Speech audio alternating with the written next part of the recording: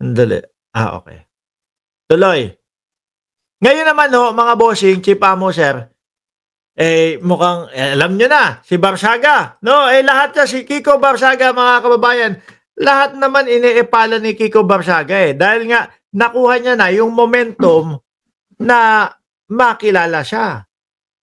Alam niyo naman, yung mga sumusubaybay dito kay Kiko Barsaga, yung mga uma-idol dito kay Kiko Barsaga, makarinig lang po yung mga DDS na yan ng pagkapiranggot na sasabihin na laban kay Bongbong Marcos, idol na po nila agad yun. No? Bayani na po nila agad yun, mga kababayan.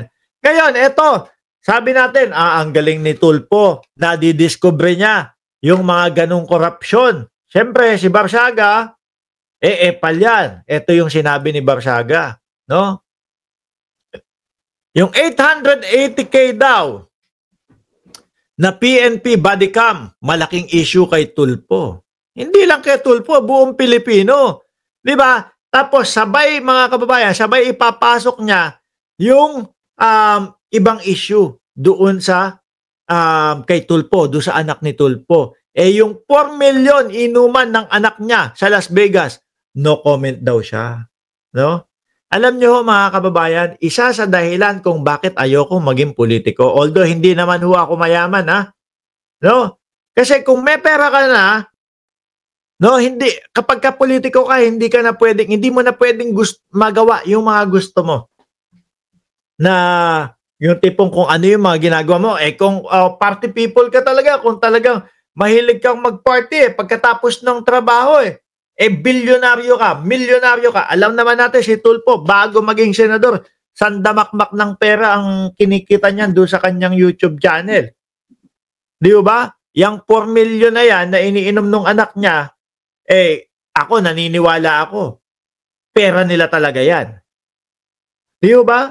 Kaya ayokong maging politiko, mga kababayan.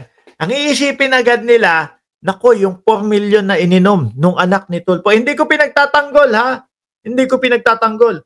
Iisipin agad nung iba, nako, yung 4 million na ininom nung anak ni Tulfo, galing sa nakaw, galing sa pera ng bayan. Kahit alam natin na yung si Tulfo, eto nga lang pong channel natin, mga kababayan, napakaliit na channel no? Pero hindi ko nasasabihin kung magkano kinikita. Yung pakaya, yung kay Rapi Tulfo, na kada araw, ilang milyon yung mga views. Di ba? Ngayon, parang ang gusto niya sabihin na, dapat yung mas tutukan mo yung anak mo kaysa dito sa 880K na PNP body cam. No? Ganyan ang utak ng mga DDS. Ganyan ang utak nitong mga ito. Sabi ko nga mga kababayan, yung 4 million na inuman nung anak ni Tulfo, naniniwala ko pera nila yan. Pera niya yan. Mga bossing. No? Pero etong sa body cam, yung 880K o 1 million per peraso, naniniwala ako galing sa pera ng bayan yan. Dahil bago ka bumili niyan, ihingin mo sa budget yan Di po ba?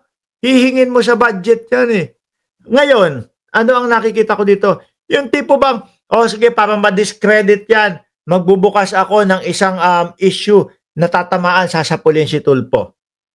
Yan nga yun, mga kababayan. Tatarget siya doon sa, kahit na hindi naman niya alam kung pera ng bayan ng Pilipinas yung pinang-inom nun. Lahat tayo may contribution diyan sa 880K. Mayayaman ang mga Tulfo noon pa, sabi ni Patrick Joaquin. Totoo yan. Diba? Kaya yung Mike Ramos, okay na yung vlogger tayo. Diba? Simpleng vlogger, okay. Pagkatapos ko dito, pakita ko man sa inyo na meron akong iniinom na halagang 20 mil, hindi nyo iisipin pera ng bayan. Iisipin nyo, saan?